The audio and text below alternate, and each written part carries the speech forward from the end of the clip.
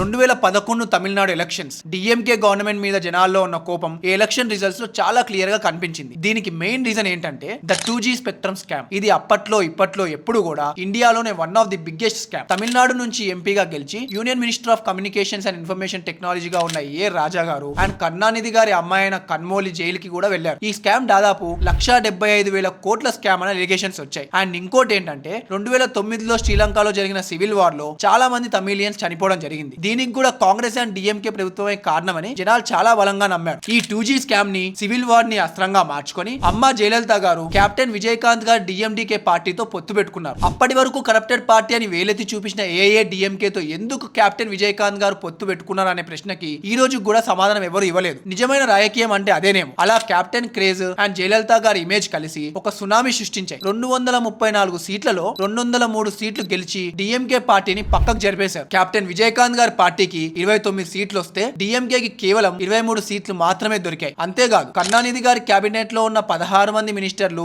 ఏ ఒక్కరూ గెలవలేదు. ఇది డిఎంకే హిస్టరీలోనే one of the worst defeats అని చెప్పుకోవచ్చు. జయలలిత గారు 4వసారి సీఎం గా ప్రమాణ స్వీకారం చేశారు. కానీ 2011-16 మధ్య ఆవిడ మళ్ళీ జైలుకి వెళ్లాల్సి వచ్చింది. ఆవిడ జైల్లో ఉన్నా కూడా మళ్ళీ 2016లో ఎలా గెలిచారు అనేది నెక్స్ట్ వచ్చే ఎపిసోడ్స్ లో చూద్దాం. కాంటెంట్ నచ్చితే ఫాలో కొట్టండి.